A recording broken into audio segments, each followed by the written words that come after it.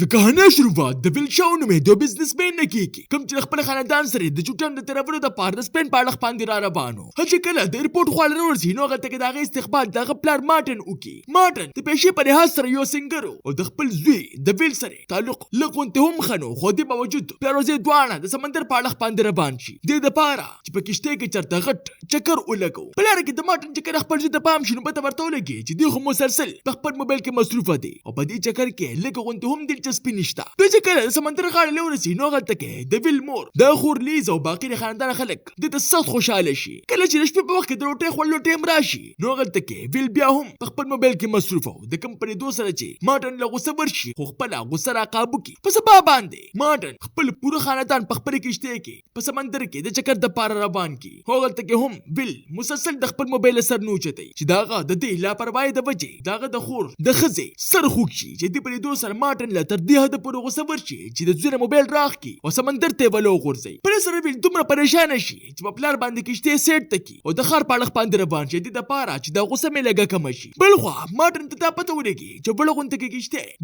بار د سره داسې زموږ د کشته نه تاویږي را تاویږي داسې لګيږي چې دوی په موږ باندې نظر ساتلې دي په دې کې ویل چې کله په خار کې چکر ولګي او واپس د سمندر غاړه لاشي نو غلطه کې غته پته ولګي چې موږ کشته خو دلته کې نشته هغه دا غزه د کبانو د نیولو والنه ته پوسو کی هغه ورته وایي چې موږ ته خو دې په باره کې هیڅ قسمه معلومات نشته هغه څنګه مشوره ورکي بیا غرته وخیجه دغه نه ما تخکار شي چې تاسو کشته چرته کېده پر سره به د مغ سره هغه غرته وخیجي چې باقي په سمندر کې لري خپل کشته ورته په نظر راشي چې هغه دغه د ورته د پار سمندر ته ټوب کې په لامبو باندې د کشته خو له ځان ورسي او کله چې دی دا کشته خو له ورسي نو غلطه کې د حیرانه پاتې شي ولې چې هغه کشته په مکمله توګه باندې خالی به دې منظر په دې سره ویل سخت یریږي او پته ورته ولګي چې خامخا دلته کې څه حادثه شوې ده هغه فیصله وکړي چې خار ته بزم او هغه تل کې په پولیس سټیشن کې رپورټ لیکم هغه چې کله پولیس سټیشن ته ورسي نو غلطه کې د دې خبره ته سو هم غوږ نګدي دوی ته خپل پورنو ویل وایي چې په دې سره د پولیسانو ناسه به ور پر خطا شو د مغسرې په حرکت کې راشي بل خو د وخت کې ویل سره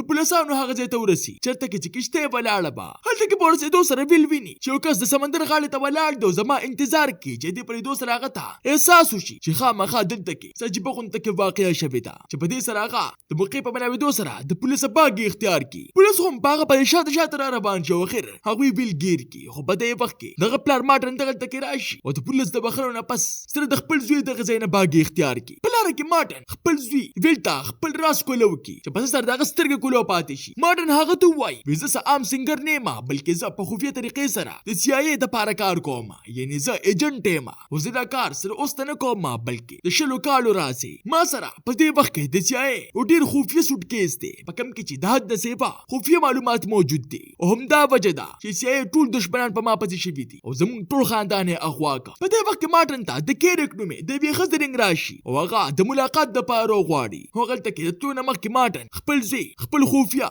دفتر ته بوزي د دفتر ته کم چې ویل په خپل ټول جون کې نو لیدلی هل دغه وسله را باخلی او دا ډیاګو نومې کس په نوم باندې پیغام هم ولېږي ته دفتر ته مخامخ په بلډینګ باندې د سنیپر والے د مخ کې د مارټن په انتظار او چې کله بروزي او دس پته نه پورته کوم مارټن ویل ته وای وکیرک زما زړه ملګری دا خو بیا هم د احتیاط د پاره د خپل ګاډي نه بار ته مروزه کله چې مارټن د خپل ګاډي نه باروزي نو هغه ته کیرک ورته وای بیا کوم سوټ کیس چې تر ځان سره پټ کړی دی هغه اغواکاران لور کا دي د پاره چې وي ستاره خاندان را آزاد کی خو دې په جواب کې مارټن ورته وای زه بس پیسو چوکما نه پس چې کله د خپل ګاډي پاړخ باندې روان ناسا په هغه د سنیپر والے په باندې دز وکي د سره وای چې بل خپل پلار په خپل باندې د مرګ په حالت کې ویني هغه د مغسرې په منډه باندې د خپل پلار په خواږه کینی خو په دې وخت کې په باندې هم دز شروع شي چې په دې سره هغه زر د خپل پلار موبایل او تمانچه را واخلي هغه ته کې پناه واخلي په دې کې د پلار په موبایل باندې رنګ راشي او چې کله ویل موبایل روچت کی د رنګ کول والا څوک نو بلکې اغواکارو کم چې مارټن ته د ټوم په نوم باندې आवाज کو خو دې نه مخکې چې مارټن په سبانه پوه شوی پولیس هم دغه تکي راشي او دز شروع کی دغه دز په وخت کې هغه د سنیپر والا یو پولیس والا هم ودی چې په دې سره د پولیس والته داسې ولګي چې دا کار د بل چانو بلکې د ویل دی د وجهغه په غوسه کې پاغه پسې شي ویل دا کوی نه په سرقې سرزان بچ کی او پوسلخانه کې تنه پناه واخلي اول تک د خپل مخلاص دینځلو نه پس د خپل ځان د پرسکونه ساتلو کوشش شروع کی ادنه پس دیسي د پسې دا د سیاي دفتر ته لاړ شي د پاره چې چانه مدد غواړي اول تک دا کوی د مشر سره د خبرو کولو باوجود د هیڅ قسمه فائدہ ونشي فري چې هغه سره د مارټن شاو نومې په نوم باندې د یو ایجنټ هم هیڅ قسمه سره کارت موجود موجود نو الټا هغوی بیلته وایي تا خو د پولیس والا وجلې دی امون تاسو د مرستې کولو دپاره صرف او صرف وکیل درله درکولی شو په دې وخت کې دسته د ملاوېدو دپاره ښکته یو کس راشي او کله چې دی ښکته لاړ شي نو ګوري چې کس څوک بل څوک نه بلکې زما د پلار ملګری کیرک دا کیرک ویل ته دغه د ورکوټوالي داسې خبرې وکړي د کوم نه چې ویل پوه شي چې دا صرف زما د پلار نږدې ملګرو ته پته دي بیا کیرک د وړاندې نه د اقرار وکړي چې ستا پلار ما په خپله باندې وجلی دی چې د پورېدو سره د ویل د خپلو ځمکو تښتي دی هغې سره په ګاډي کې کښېني او چې کله چې د هغې ګډې وډې خبرې به اوري نو دی د خپل طبیعت د خرابېدو بانه جوړه کړي او د هغې د ګاډي نه بار ته روځي خو د کیرک کسانو د پرېښودو وار نه وي د سره به یې چې نه دې ځان خلاص کړي او په بس کې کښېني په بس کې د لا پسې طریقې سره څه هم نه واغستلې چې ناڅاپه بیا د غواکارو رنګ د په موبایل باندې راشي کوم چې مسلسل ته د نه دغه سوټکیس په باره کې مطالبه کوي هغوی د دمکې ورکول شروع کړي وي که چېرې تا مونږ له هم نن هغه سوټکیس رانه کړه نو ستا پوره خاندان به مونږ قتل کړو پرې سره فیل سخت پریشانه شو په دې وخت کې کله چې هغه د خپل پلار موبایل له غونډه کې وګوري نو پته ورته ولګي چې ما پلار خو بار ډیاګو نومې کس ته رنګ میلاو کړی دی هغه سوچ وکړي چې کیدای شي ډیاګو ته دې راز په باره کې څه پته وي د دې وجې هغه ډیاګو سره د ملاوېدلو فیصله وکړي خو چې کله هغه د ډیاګو کور ته ورسي نو هغلته کې هغه ته پته ولګي چې دلته کې هم حالات خراب دي یو قاتل د مخکې دغه په کور کې موجود و چې اوس نه صرف د خپل ځان بچ کولو بلکې هغلته کې د لوسیا نومې جینۍ هم زندګي بچ کولو دې په ډېره مشکله باندې هغه قاتل را قابو کړي او سر ور روان کړي چې بیا لوسیا هغه ته وایي زه ډیاګو سره د ملاوېدو دپاره دلته کې راغلی یم چې لوسیا ورته وایي ډیاګو خو زما تره دی زه به دې ورسره میله وکړمه خو کله چې دوی د ډیاګو کور ته ورسي نو هغلته کې او داسې منظر د دوی په انتظار و چې دوی سترګې بقې روزي ولې چې ډیاګو د مخکې نه چا قتل کړی و ناڅاپه دوی ته د کچن نه څه اوازونه راشي چې ویل په مزه مزه باندې هغلته کې ورسي نو ګوري چې هغلته کې څوک بل څوک نه بلکې کیرک سره د خپل کسه موجوده ده کیرک د په لیدو سره درته ووایي موږ د ډیاګو نه څه خاص قسمه معلومات پکار وو خو چې کله هغه موږ ته د هغې معلوماتو د راکولو نه انکار وکړو نو مجبورا هغه موږ ووژه د پورېدو سره لوسیا دومره په غوسه کې راشي چې په کیرک باندې ډزې شروع کړي چې د موقع د فایدې په اخیستو سره ویل لوسیا ځان سري کړي دغه بلډینګ په چت باندې وخیږي هلته کې د پلو په ذریعې سره د ټول نه مخکې لوسیا ښکته کوزه کړي او بیا په خپله باندې هم په لوسیا پسې شاته کښېني او د موټرسایکل په ذریعې سره دغه ځای نه ځان وباسي اوس کیرک ویل هم وژل غوښتل ولې چې هغه د مارټن د مرګ واحد ګواو په دغه غونډې مخکې تلو سره د ویل طبیعت ناڅاپه په خرابېدو شي چې په دې سره لوسیا چې کله هغه ته پام وکړي نو پته ورته ولګي چې خو په ټس باندې لګېدلې دی هغه دې د مغز سرې د خپل ملګري کور ته بوځي دې دپاره چې هغلته کې زه د علاج وکړلی شم ویل ته داسې لګي چې کیدای شي د لوسیا د مور زما له پلار سره خامخا څه تعلق پاتې شوي خو په دې سره لوسیا ورته عجیبه حقیقت ووایي ستا پلار په یو وخت باندې 2 ودونه کړي او زه هم په اصل کې د مارټن لور یم دې پورېدو سره ویل حیرانه پاتې شي ولې چې د دې خبرې دا مطلب و چې لوسیا په اصل کې د ده مېرنیزې خور ده خو دې باوجود ویل لوسیا ته ووایي ته غم مه کوه ته صرف ما سره اوسېږه ستا له بچ کولو ذمهواري زما ده خو لوسیا ورته ووایي دا میشن د حد نه سیوا خطرناک دی او زه خپله زندګي په خطر کې اچول نه غواړم د دې وجې هغه ورله یو پته ورکړي چې کله دا میشن ختم کړي نو ته بیا ما سره ملاوېدی شي نو بس هغه سیده په سیده په هغې پته باندې ورسي کومه چې ورته غواکارو یاده کړې وه هغلته کې دته د اخبارونو والا میلو شي کوم چې دې ځان سره را روان کړي او په یو ګاډي کې کښېني چې هغلته کې هغه کسان د مغز سرې پته باندې حملو کړي او بېهوشه یې کړي کله چې ویل پوش کې راشي نو خپل ځان په یوې کمره کې وموني په هغې کمره کې چېرته کې چې ده پوره خاندان قید و د هغې اغواکارانو مشر دته ووایي مارټن سره یو داسې سوټکیس و کوم ته چې د CIA د حد نه سیوا ضرورت و خو د مارټن دا شک و چې په CIA کې څه غداران موجود دي او که چېرې دا سوټکیس غلطو لاسو له ورغی نو بیا په دا دنیا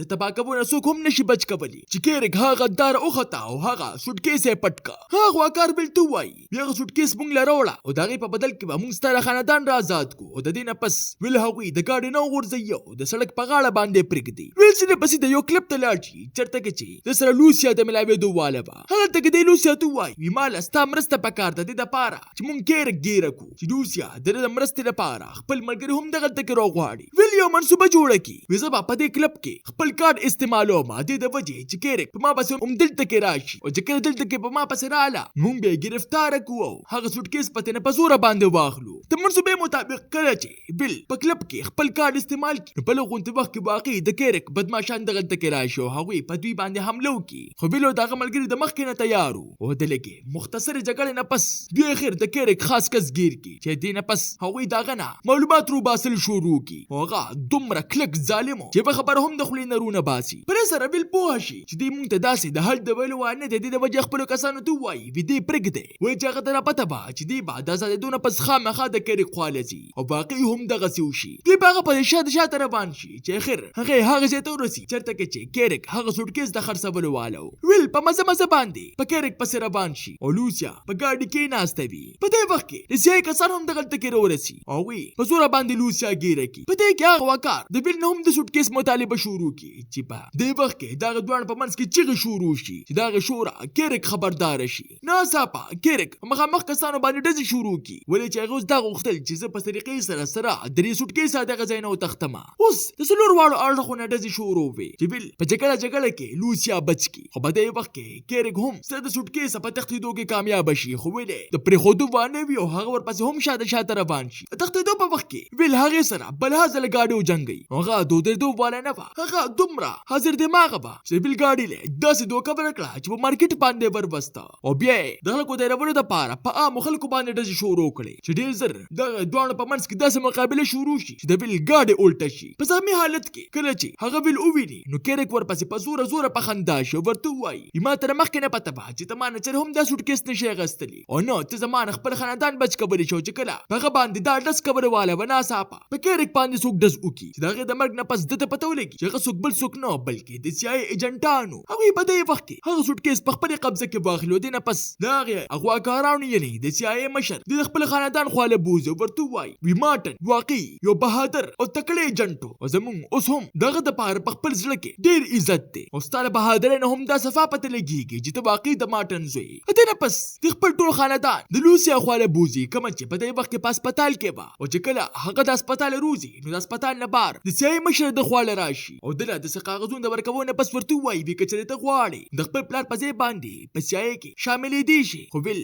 دغه پیشکش د قبلولو نه انکار وکړي او صرف دا تپوس ترنه وکړي وي په دې سوټکیس کې اخر څه دي خو هغه ورته دغه راز د کلا بخښلو نه انکار وکړي. اوس لوسیا هم د خاندان سره یو ځای اوسېدل شروع کړي چې لاول د هغې په لیدو سره د خاندان حیرانه شي خو بیا په مزه باندې دوی په منځ کې داسې تعلق جوړ شي چې دا د مخکې نه هم د دوی د خانداني سبا. تاسو ته دا نننۍ کهاني څنګه ولګېده ما ته خپله قیمتي رایې په کمنټ کې ضرور راکړئ. ملاویږو به په یو نوي ویډیو سره ما له راکړئ اجازت. بای